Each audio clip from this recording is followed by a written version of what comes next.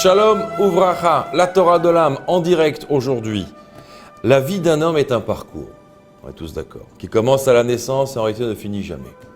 Le vécu de ce parcours, c'est la vie. C'est la vie que chacun d'entre nous exploite, utilise, développe, etc. Cette vie représente l'événement le plus extraordinaire. Oh, la vie, c'est la chose la plus extraordinaire. Lâchez là, la question est, comme je l'ai écrit, est-ce que l'homme se réalise et exploite ce qu'il a reçu concrètement? Est-ce que ça vous est déjà arrivé de vous poser cette question?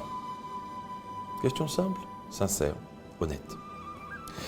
En réalité, le parcours de la vie est souvent semé de désespoir, de souffrance, des choses qui paralysent, des choses que...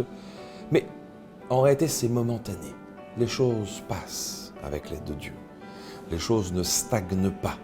Donc c'est pour ça qu'on va appeler ces événements comme momentanés.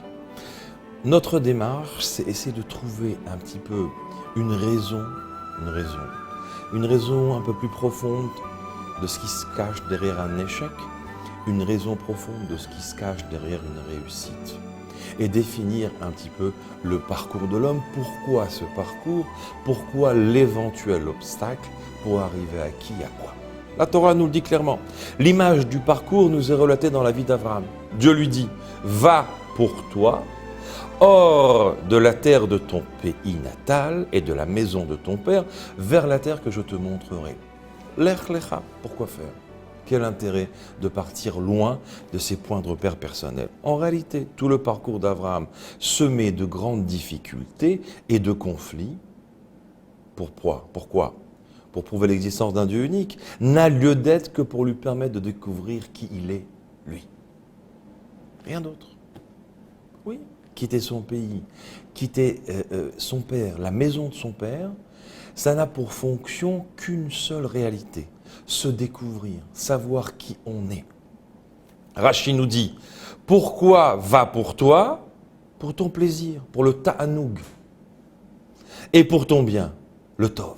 Ça veut dire que pour arriver à un stade de plaisir, donc le suprême, et de tov, de sérénité, il faut quitter sa maison, il faut quitter son pays, il faut s'avancer vers un parcours qu'on va appeler le parcours de la vie. La Kabbalah, elle définit une chose un peu plus profonde. Elle nous dit, va pour toi, va et remonte jusqu'à la source de ta neshama. Ça veut dire le vrai toi profond. Qui tu es en profondeur, la source de ton âme. Deux visions. Concret, la vie d'un homme pour se découvrir, ce qu'il habite. Plus profond, en réalité, quelle est sa source? Et comment sa source doit-elle s'exprimer ici-bas dans le monde, se dévoiler, se développer ici-bas dans le monde? Donc, ceci nous dévoile ici une base fondamentale. Tout avancée dans le monde, avec tout ce que cela comporte, n'est fait en réalité que pour moi. En vue de me faire découvrir qui je suis jusqu'à l'essence de mon âme. D'accord? Se découvrir, c'est pas une mince affaire. Alors, avec l'aide de Dieu, on va essayer peut-être, en quelques minutes, de toucher quelques espaces qui nous habitent que peut-être on n'a pas encore découvert. À l'image du Ham Israël, qui va démarrer son parcours à quel moment? La sortie d'Égypte, d'accord? À quel moment le Ham devient Ham? À quel moment le peuple va naître? Le peuple d'Israël va naître au moment où il sort d'Égypte. L'Égypte, en ivrite, ça s'appelle Mitzraïm. Mitzraïm, la racine en hébreu de Mitzraïm, c'est Metzarim, les limites, Gvulot, les frontières. Ça veut dire un état mental étriqué, limité. L'Égypte mentale. Sort de cette Égypte mentale. Peuple d'Israël va naître et il faut, pour qu'il devienne le peuple d'Israël à 100%, il faut qu'il sorte de son Égypte mentale. En réalité, la première démarche, donc, c'est de quitter notre limite mentale. Donc, l'Égypte mentale vers l'élan pour aller vers la terre d'Israël qui va représenter, elle, la Géoula, donc la liberté mentale. Cette liberté mentale, il aura fallu 40 ans, avec 42 étapes, afin d'arriver à un stade de Géoula, ça veut dire la rentrée en Eretz Israël, une maturité qui permet de se libérer de la servitude mentale de l'Égypte afin de rentrer dans une liberté mentale personnalisée par le juif et son peuple. En simplifiant en réalité l'idée, c'est la chose suivante. Pour entamer un vrai parcours, il faut prendre conscience qu'il faut quitter mentalement tout ce qui nous emprisonne et limite notre épanouissement. C'est pas l'acte le plus facile, mais il faut commencer par ça. Souvent, l'homme éveille en lui la volonté de faire beaucoup de choses. Cela peut rester malheureusement au niveau de la pensée. Oui, je peux arriver à la conclusion qu'il faut que j'entame telle chose.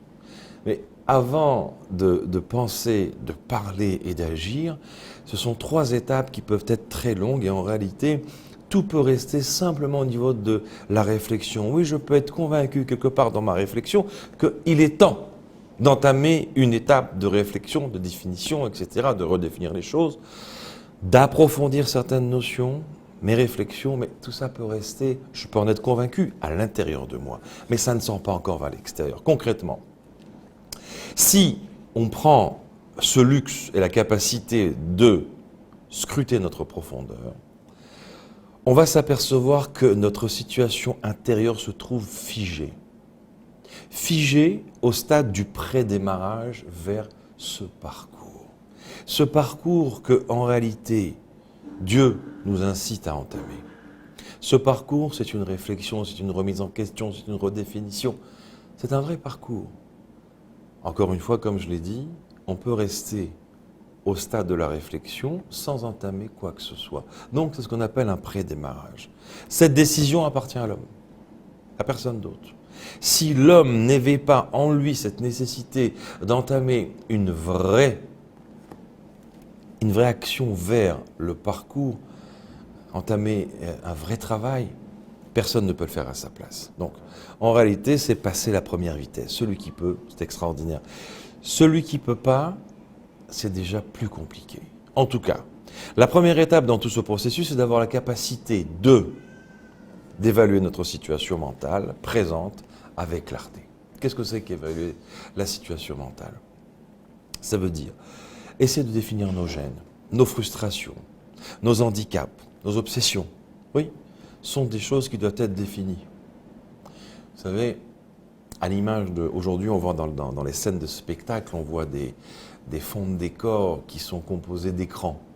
On a le sentiment que c'est une seule image, mais en réalité, c'est un écran géant qui est composé de 500 petits écrans. Dans tous ces écrans, en réalité, imaginez notre pensée, notre vie, notre mental.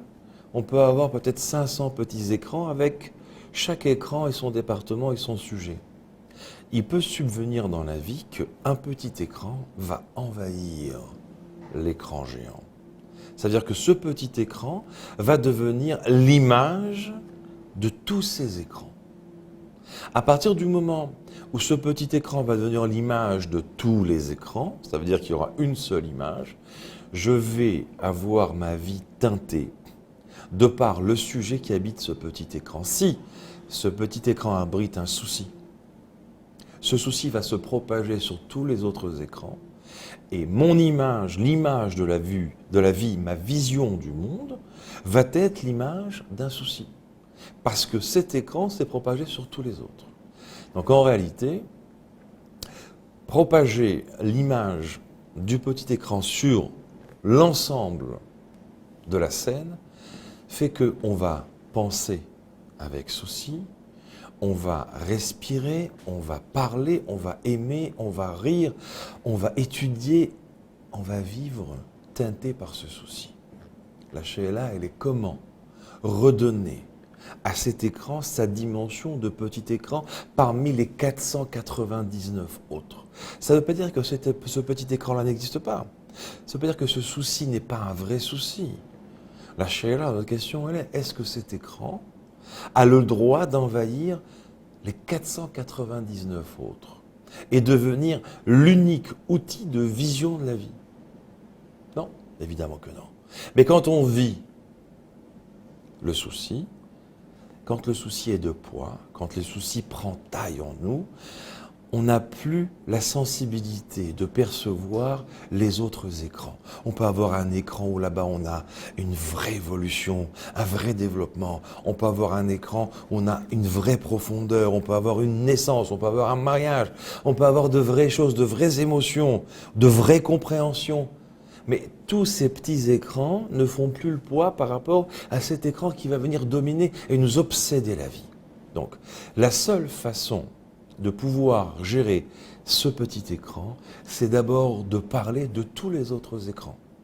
Si on vient dans notre parcours de la vie et qu'on va dire, ok, sors de ce petit écran, arrête d'être obsédé par ce souci-là, essaye d'évacuer ton esprit de ce souci, en réalité, on va qu'accentuer l'image de ce souci qui a envahi tout notre écran. Au contraire, il faut laisser de côté, il faut essayer peut-être dans un premier temps de ne pas en parler, mais de prendre les autres écrans en particulier et de développer le sujet qui habite l'écran. Concrètement, quelqu'un qui a un souci sérieux, on va lui parler, est-ce que vous avez des enfants? À condition que le souci dont on parle n'est pas dans le cadre des enfants. Oui, j'ai des enfants. Parler des enfants, parler de la joie des enfants, parler de la réussite de l'éducation, parler de la réussite des enfants dans leur profession, dans leur vie matrimoniale, dans la vie de tous les jours. Mettre en valeur ce qu'il n'y a pas si longtemps que ça n'existait plus à mes yeux. Pourquoi? Obsédé par le souci écran numéro 1 qui a envahi les 499 autres. Donc, je mets en valeur un autre écran, un deuxième autre écran. Êtes-vous sportif? Oui. Dans la vie, je fais du sport. Est-ce que vous excellez dans le sport? Oui, j'ai obtenu, je me sens bien. Donc, mettre en valeur des espaces de la vie de l'homme où là-bas, il se sent bien. À partir de ce moment-là, si j'arrive à mettre en valeur des espaces de la vie d'un homme où il se sent bien, je vais petit à petit redimensionner cet écran à sa juste grandeur. Je n'efface pas, je n'annule pas, je ne le détruis pas. Je lui redonne sa dimension par rapport à tout l'espace de ma vie. Donc c'est une technique de travail afin de pouvoir sortir de la surdimension de l'obstacle, du souci, de ce qui nous perturbe, nous bouscule, afin de pouvoir continuer à vivre et à gérer les autres éléments qui nous entourent. Avec l'aide de Dieu, dans les prochains cours, on va essayer de développer certains points, certains outils qui vont nous amener à cette gestion, à remesurer, à redimensionner cet écran obsédant, afin de pouvoir continuer une évolution intelligente et exprimer ce qui nous habite. Donc le parcours et exprimer ce qu'on a reçu. Avec l'aide de Dieu, le prochain cours. Colton.